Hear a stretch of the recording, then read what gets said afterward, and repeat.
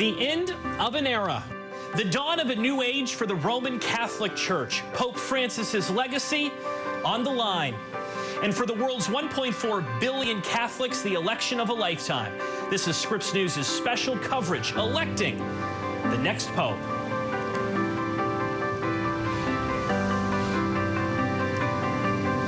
It was a moment for the history books. Robert Francis Prevost from Chicago, Illinois, USA, transformed into Pope Leo XIV, the 257th Pope and the first American ever elected to the papacy. I'm Andrew Rafferty in Washington. And I'm Joe St. George in Rome, Italy. You know, when you are the Roman Catholic Church with a history going back nearly 2,000 years, there aren't many firsts.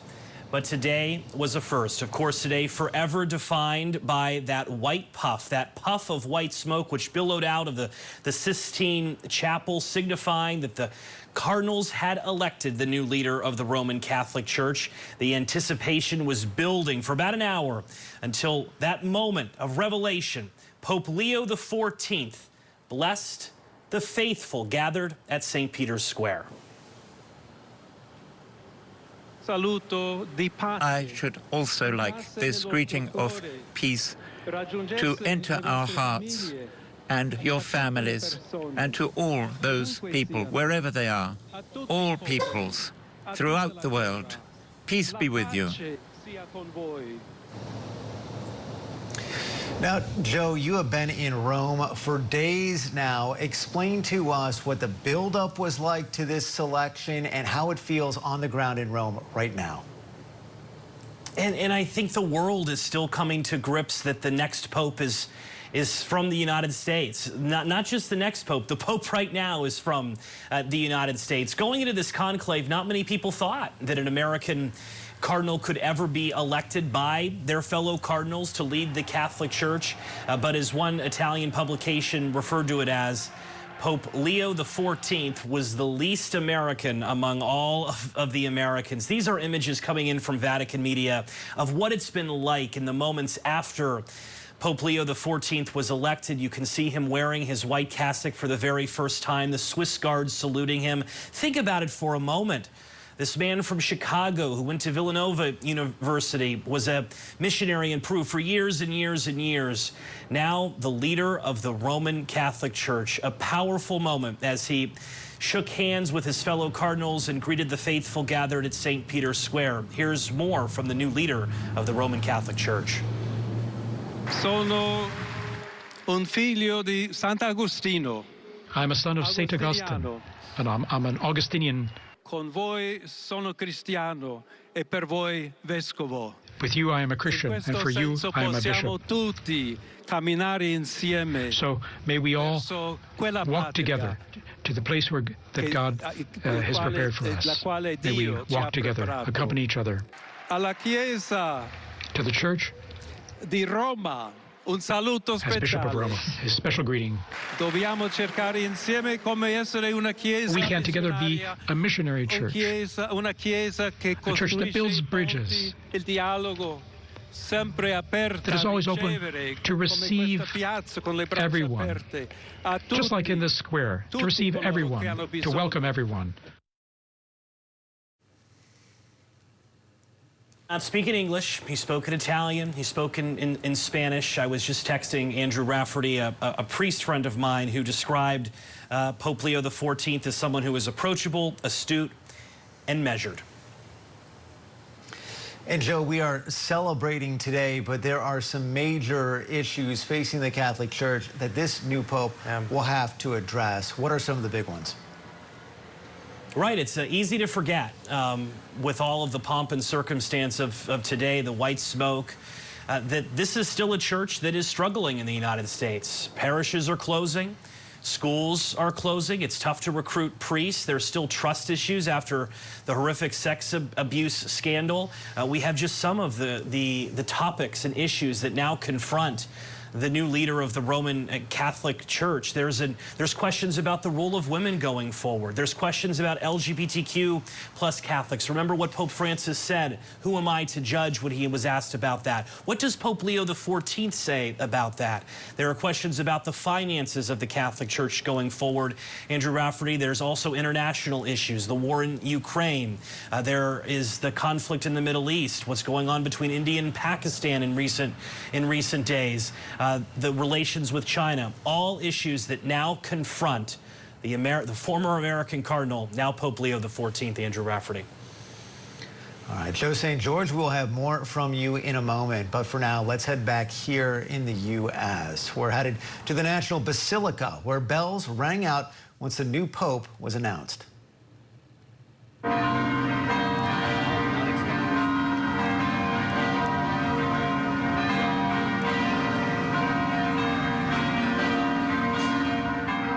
Scripps News' Maya Rodriguez joins us now in the shadows of where we just heard those bells. Maya, what has the reaction been from where you are?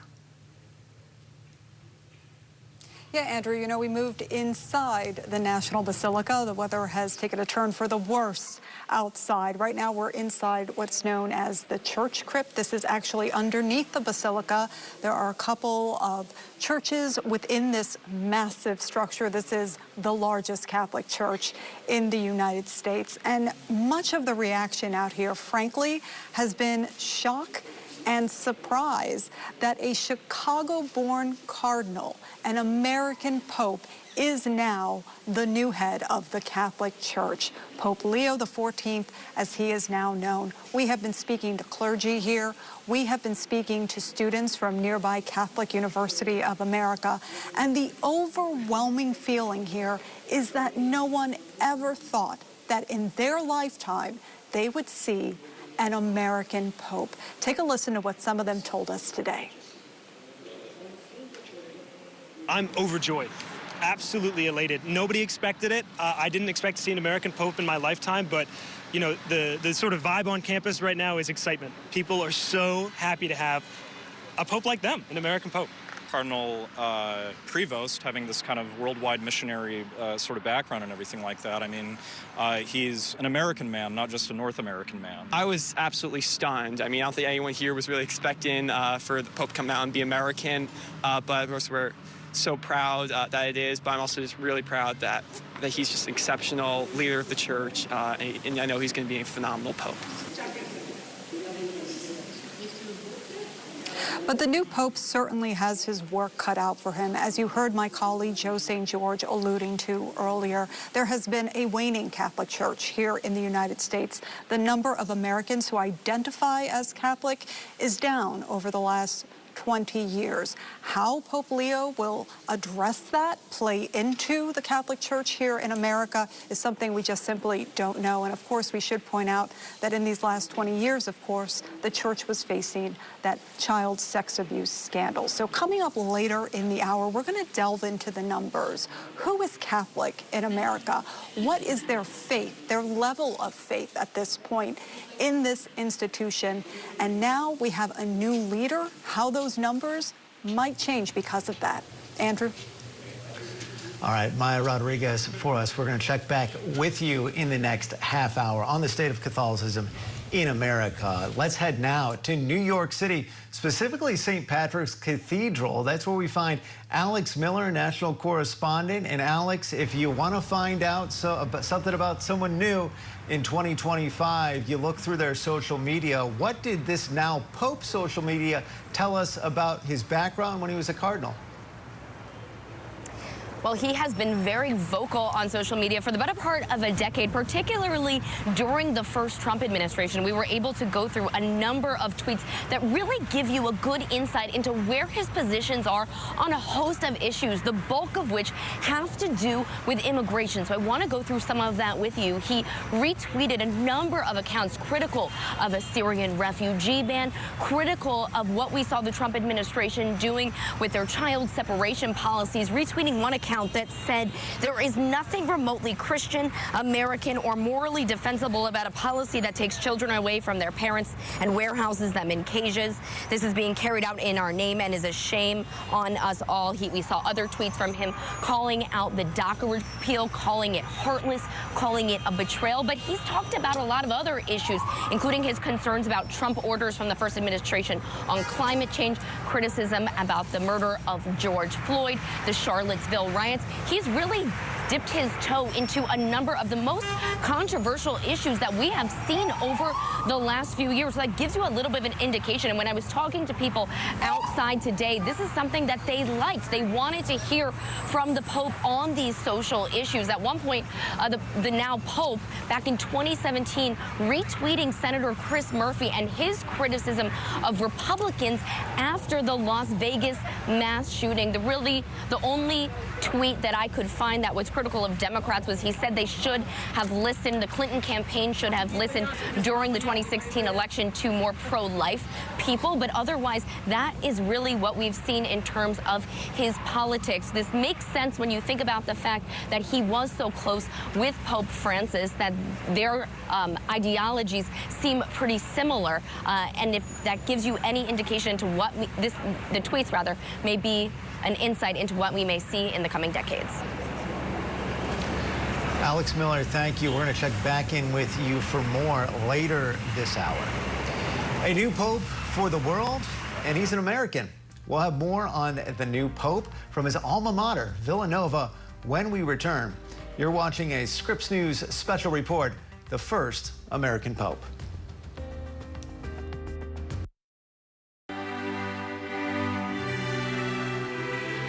Well, I'm thrilled to have an American-born Pope. I hope that he brings some of his hometown to the Vatican with him, but we're very proud in Illinois. Well, it's a historic day, for sure. And so we'll see the kind of leadership. If he's going to provide the same kind of leadership as the last Pope, I think it's encouraging. Well, as an American Catholic, I am incredibly excited about a Catholic Pope, as I think many Catholics across our country are. I think he's a classic Catholic in all senses of the word. I think there's going to be some alignment. There's going to be some not alignment. But at the end of the day, I think we should just be very happy. As Catholics, we're happy that there's a new Pope. Well, those were Democratic senators reacting to the new Pope. One of them, Tammy Duckworth from Illinois, and that is where we find our Charles Benson. He's specifically in Chicago, the hometown of the new Pope. Charles, good to see you. What has reaction been like where you are? Well, people who have heard the news, not only here in the city, but Catholics in the city are overjoyed and proud. But I want to show you something that's going on right now. We're outside Holy Name Cathedral, and you can see they are putting up this bunting that reflects the colors of the Vatican, the yellow and white. Just moments ago, it was covered with black. That has now been replaced with the news of this new Pope, news that the first American Pope has people here, as I mentioned, overjoyed and proud. In fact, Holy Name Cathedral here applauded when they were told the Chicago-born Robert Prevost was now the new Pope. We are reading and learning about his life here in Chicago. Pope Leo's life began here as the youngest of 3 boys. His father was an educator, his mother a librarian. He would go on to graduate from Villanova and then later join the Order of St. Augustine before being ordained as a priest in 1982, and then his missionary work begins as he starts going to other places outside the country. He ends up in Peru, rising to a bishop there and leader of the Augustinian order. It was Pope Francis who put him or brought him into his inner circle not long ago, last year, and made him a cardinal, and today now he is Pope Leo XIV, Andrew. So as we are been hanging out here in downtown Chicago, just arriving within the last hour, you can see a lot of folks here. Some are asking, why are you here, as they are now learning about, yes, the new Pope is from Chicago. But we were able to talk to a young woman who was actually up early. She has been following the events out of the Vatican very closely. A young Catholic who's very excited.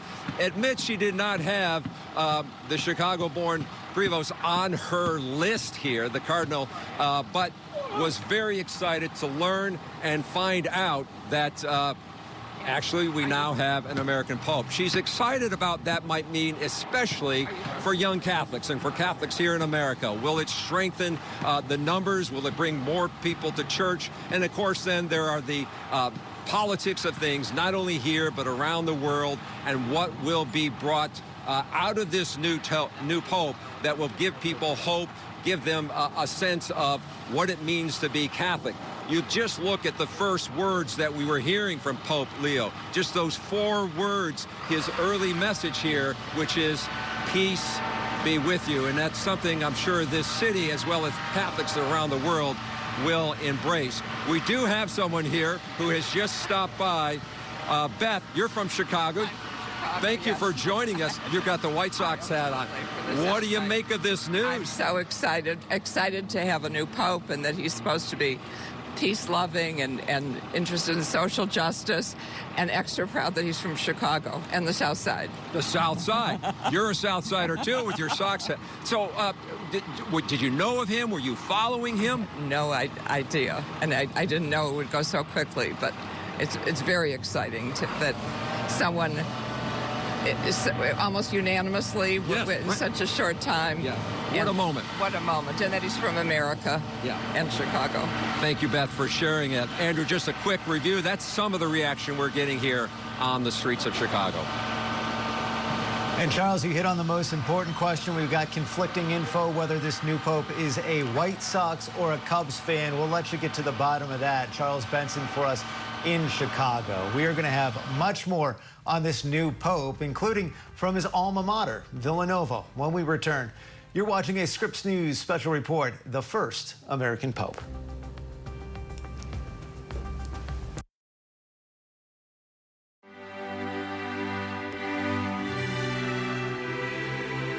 His name, Leo XIV, follows in the line of Leos, most notably Leo XIII, who's known as the social justice Pope, who wrote Rerum Novarum, which was a document establishing Catholic social teaching. So those give us some hints about what directions he might go. Welcome back to Scripps News special report, the first American Pope. I'm joined once again by Joe St. George in Rome, and I want to bring in a special guest, Kevin Hughes. He's the chairperson of theology and religious studies at Villanova, and he joins us now. And Kevin, let's just start with what his reaction been like. Villanova, this new Pope is a graduate of your institution. Well, the campus was stunned first and then absolutely overjoyed. It's like a festival going on campus. Professor, you know, all those Ivy League schools get to say they have so many of America's presidents, but you'll forever get to say you have a Pope, so congratulations to you. I want to talk a little bit about Pope Leo XIV. We're all getting used to calling him that, right? Pope Leo XIV. About his experience overseas, particularly his experience in Peru. Do you think that gave him a certain advantage among the 133 Cardinals? Yes, he was born in Chicago and is the American Pope, and that forever will be attached to his biography. But in many ways, he was a priest of the world, if you look at his biography. I think that's really right. I think you know, it was very telling, I think, that after his opening words in Italian, the other comments that he made were in Spanish to his diocese in Peru. That's where he sent his next, you know, his best feelings right then were for his Spanish flock. And I think that that's really an important dimension to his understanding. I think that you know, he spent like 2/3 of his life outside the U.S. So while he's American and while he's a Villanovan, we're very pleased and very proud. And while we're pleased that he's an Augustinian from the Midwest province, he still has a kind of global reach and a global representation as just part of his profile. And, you know, Joe, who's been in Rome, has done some reporting on this in the lead up to the conclave. And the overall thinking and sort of overall messaging has been, don't expect to know what's going to happen. But Leo XIV, the now Pope, I don't, you know, certainly looking at the betting markets, looking at some of the quote-unquote favorites, Didn't see his name there. How much of a surprise do you think that this is? Well, I mean, it's a complete surprise. I think that his name kept coming up, right around the time when Pope Francis died. His name was mentioned. And I thought at that time, the typical conventional wisdom that an American will never be Pope as long as America is a superpower.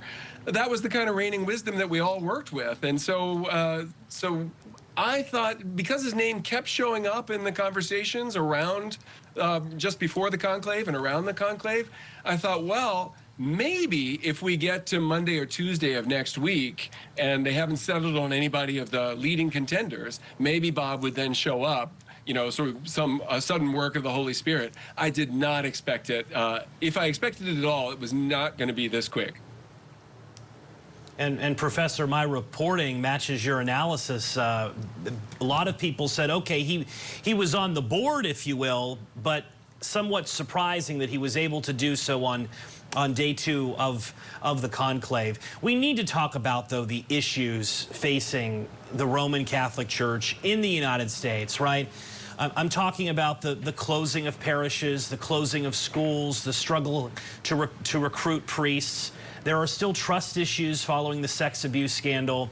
Now that there is an American Pope leading the church who can theoretically, if he so chooses, make a visit to the United States and speak in English, do American media as much as he wants. Again, I think all of his media strategy will be something fascinating to watch. But how do you think having an American Pope now lead the church, how does it address some of the real problems that face this institution that's existed nearly 2,000 years? Well, my hope, and it is a hope, my hope is that it will help us to heal some of the wounds that you rightly point out, that we're still suffering in the global church, but in the American church in particular. And my hope is that with a trusted figure like, I keep calling him Bob, but Pope Leo, my hope is that with an American Pope who can speak to people in their own tongue, right, and can speak to them from the heart, my hope is that can bind up some of those wounds, can bring separated parties together, can reassure people that the church has a human face. Kevin Hughes, chairperson of theology and religious studies at Villanova. Congrats to Villanova, to you, the whole Villanova community, and thank you for your insights. We have much more ahead from our special on America's first Pope. We're taking a quick break. We'll be right back.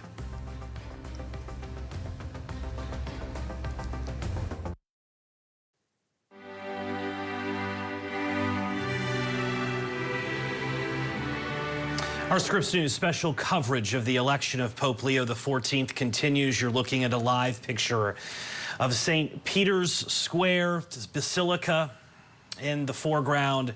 Quiet now, late in the evening on this May 8th in Rome. It was anything but a few short hours ago when white smoke billowed from the Sistine Chapel and Pope Leo XIV appeared for the very first time. Joining us now to dissect what the selection of the first American Pope means even further is Thomas Landy. He's the director of the McFarland Center for Religion, Ethics, and Culture at the College of Holy Cross. Thank you so much for joining us, sir. Going into this conclave, the Catholics that I would speak with said, boy, there's divisions in the church, that Pope Francis was leading the church in a too conservative of a direction. Others said that he didn't go far enough. Do you think Pope Leo XIV is going to be a bridge builder in his papacy, which has commenced this evening? Certainly that's something that Pope Leo XIV has talked about. I would be cautious and say that those divisions did not begin with Pope Francis. They go back for many reasons to prior papacies. Many of the divisions that we think of, I think, are invented in the United States. There will be ways, I think, that Pope Leo will have to take that into account. We'll have to figure out how to navigate it. And if our culture wars dominate our thinking about the church, he seems like a person who is not interested in being part of those culture wars and wants to undo those on questions like migration in particular would be one area where he's not buying into the culture wars as we see it. Certainly there's always healing to do within the church, But I think there's also a question of belonging and inclusion that's tremendously important for the next pope. If you saw how many cardinals came from how many places in the world, how will their voices be part of the church? How will people be heard in diverse parts of the world where they have real needs that may not otherwise be on Americans' radar screens or on the Roman Curia's radar screens well enough? Do you suspect that he maybe deprioritizes his American roots? Do you think there's a chance that maybe he doesn't make a visit to the United States right away, or gives an interview to an American journalist and maybe he focuses in other parts of the world? Or are you in wait and see, like so many of us here in Rome, about the direction that Pope Leo XIV will go? I'm in wait and see. Everything that I thought about Jorge Mario Bergoglio when he was elected seemed to be wrong. He was really a pope of surprises. I think that as Leo XIV steps into the office and grows and thinks about it, there'll be ways that he will probably change in ways that no one might have predicted. But it's clear that he wants to be a bridge-building candidate. He seems to be in a sense, a compromise candidate, or at least he's someone who got 2/3 of the vote from the Cardinals fairly quickly, and that says something about broad support for him. The choices that he makes, some of them will be given to them, some will be ones that he'll pick for himself. But I think it would be pretty dangerous to try to predict what he's going to do. Although I think he's pretty much a stable thinker, a measured thinker, someone who will be different than Pope Francis in that regard. But where he'll stand on other issues, I'm not sure. We've been looking at some images of the new Holy Father emerging. He did not wear just the simple white cassock that, like, Pope Francis wore. He also chose the name Pope Leo, which we haven't had a Pope Leo in quite some time. What do you make of maybe what he wore, the name he chose, some of those first decisions that he made after winning the election earlier today? Boy, those are two questions that I asked myself right away. And in one way, he came out in the very traditional robes that a pope did wear before Pope Francis. That could be a sign of looking for more stability or turn for tradition. The choice of the name Leo harkens back to the 19th century. It seems like a fairly traditional, stable choice. On the other hand, as I think others have pointed out to you, Leo was really the Pope who founded Catholic social teaching, who really was on the side of the workers, who tried to find a place for the church in a world where communism and what he saw as rapacious capitalism were taking over. So it can well be that the choice of Pope Leo harkens back to that, and that he wants to find a way to take the church through the world. I wondered if... And we will hear and see more. Yeah, please go ahead, sir. I was thinking about the choice of costume, that it could also be a decision to not try to be Pope Francis light, that there's some way that he wants to be Pope Leo XIV, that he can still follow in Francis' footsteps, but doesn't have to try to look like him. And we will be seeing and hearing more from Pope Leo XIV in the coming days. He will be having Mass tomorrow with the Cardinals. Additionally, he will be meeting with the media. We're told early next week. Traditionally, there's an inauguration in which I'll be curious which Americans may join. But I'm now wondering,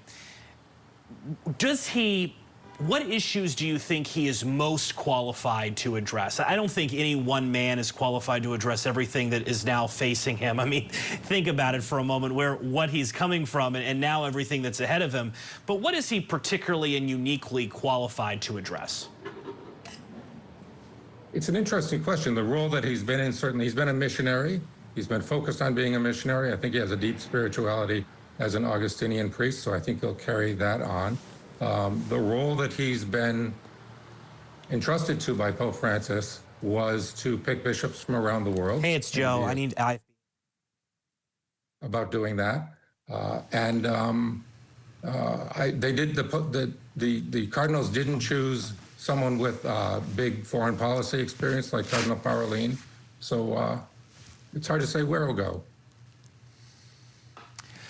Thomas Landry from Holy Cross. Sorry, Joe had some technical difficulties. He's been live from Rome all day on a busy day there. Yes. Thank you for your insights at Holy Cross University. Thank you for joining us. Thank you. Have a good evening. We're going to return with more from our Scripps News special, The First American Pope. Straight ahead.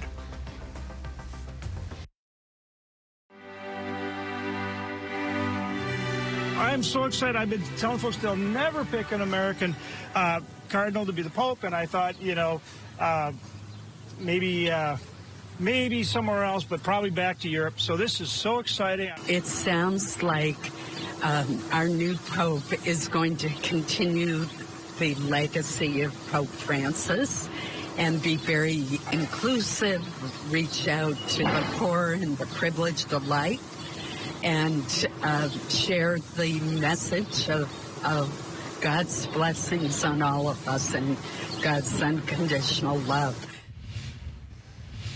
Well, that was a sampling of some of the Republican senators reacting to the new Pope, and the president himself also putting out a message on Truth Social, writing, "It is, quote, it is such an honor to realize that he is the first American Pope. What excitement and what a great honor for our country. I look forward to meeting Pope Leo XIV. It will be a very meaningful moment." I'm joined again by Joe St. George, who is in Rome for us. And Joe, the Pope always is an instrumental figure when it comes to international relations. We know that this current administration, specifically Vice President J.D. Vance, at points clashed with Pope Francis. And I'm wondering what we know from this new Pope's background, if we could be on any potentially shaky footing between these two leaders going forward. There's always a potential chance of that. For one, this is a pope in many ways of the world. I was just looking at the number of languages that Pope Leo XIV speaks. He speaks English, he speaks Spanish and Italian. We heard that today on the balcony of St. Peter's behind me. He also speaks Portuguese and French. So think about that for a moment. He can go to North America and talk to North American leaders in English about perhaps crises of the day or issues of the day. He could go to Central and South America and speak Spanish. He speaks, as I said, Portuguese. He can go to Brazil, which is a country that is booming with Catholicism.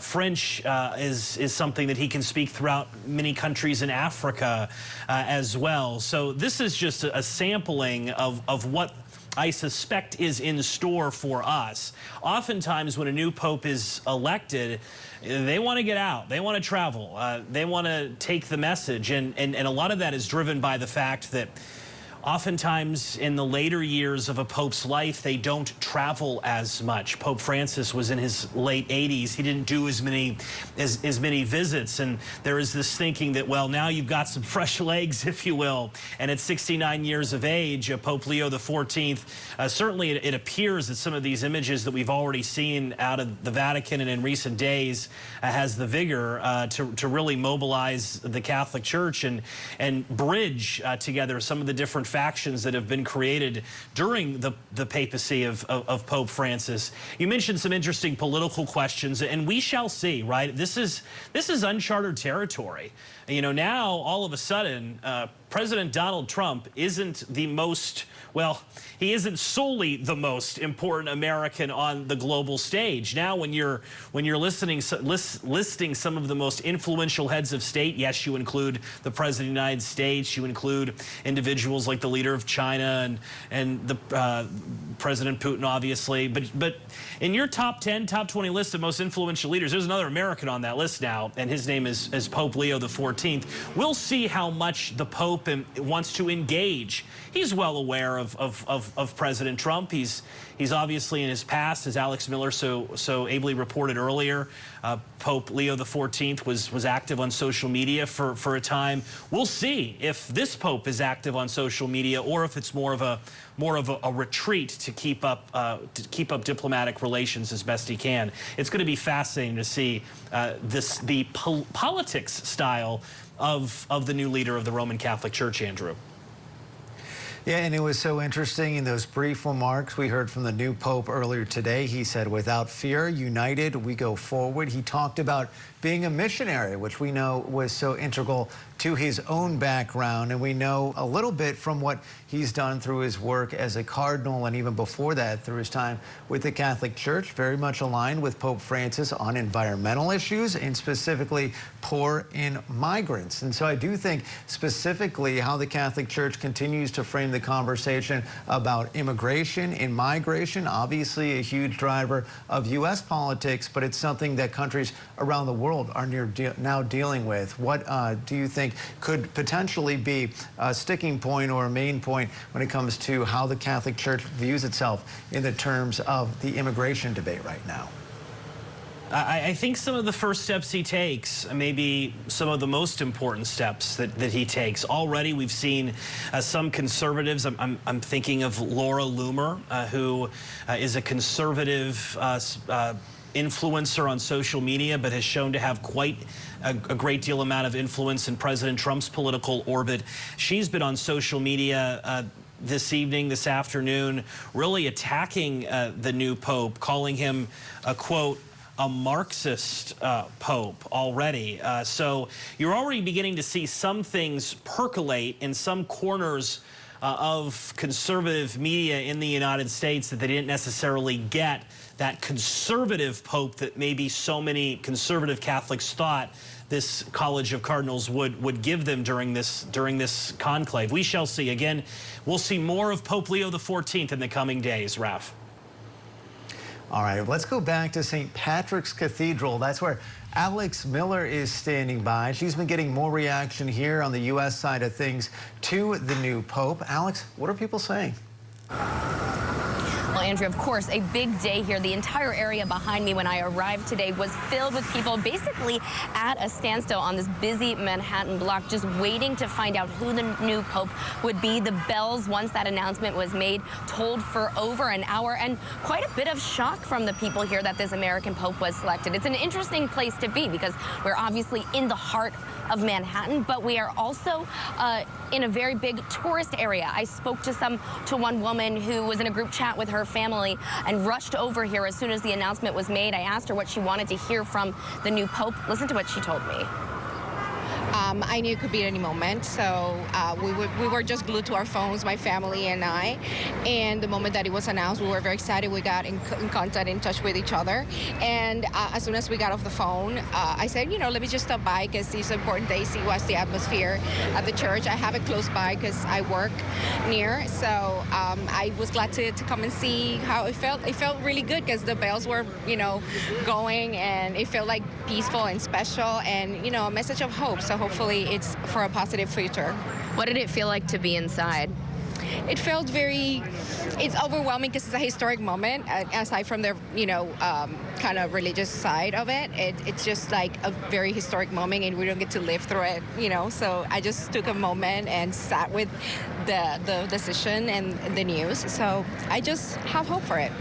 Were you surprised to hear that it's an American Pope? Yes, very surprised, because everyone was, you know, was bringing forward different names and other nationalities, and we were just actually tossing names and everything. And when he came and the news came, we were just very shocked, but also very excited. You know, this probably means something good. What does it mean to you that he's American? You mentioned that he has Latino ties. It's very, very meaningful and important, and he seems like a very peaceful and calm and kind of someone that listens and has his arms open to all walks of life. So that's something that as soon as I saw him, I could feel that. So it's something exciting. What do you hope for his papacy? Well, I hope that, you know, everybody's different. Everybody, you know, is talking about how carrying on the work of the late Pope Francis. But again, everybody's its own person, and, you know, they bring their own experience. So I look forward to see what he can do for all of us and bring unity, as he spoke about. Is there anything specific that you want to see from the church during this time? I just want the church to kind of be more open and welcoming to all walks of life, to every background, not necessarily, you know, going with what we've been seeing for these past years. That doesn't mean anything negative. It means that Jesus' message is one of unity and welcoming. So I hope he brings this forward. Tell me about the little souvenir you took from inside the cathedral today. Yeah, I have this little bottle of holy water, and I wanted to kind of have it because it's been blessed for the day of the new Pope that has been chosen. So it's very meaningful. What is it? What are you going to use it for? I don't know, just to kind of keep it with me, and hopefully it brings me blessings. And Andrew, when I went inside, it was beautiful to watch all the Catholics there praying, but all the people who weren't Catholic in there as well to take in this moment and appreciate it. Even though this isn't their Pope, they still were there very much to take it all in. Alex Miller in New York. Alex, thank you. Coming up, with a new American Pope, we deeper into the Catholic faith in America and a look at what is next for Pope Leo. We'll be right back.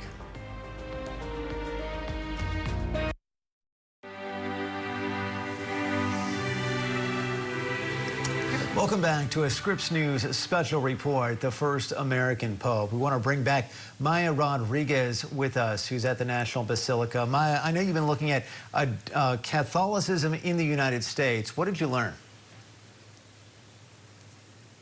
Yeah, Andrew, while Pope Leo is going to lead Catholics all over the world, one of the things he will be confronting is a waning Catholic Church here in the United States. So we decided to dive into the numbers and take a look at who is Catholic in the United States.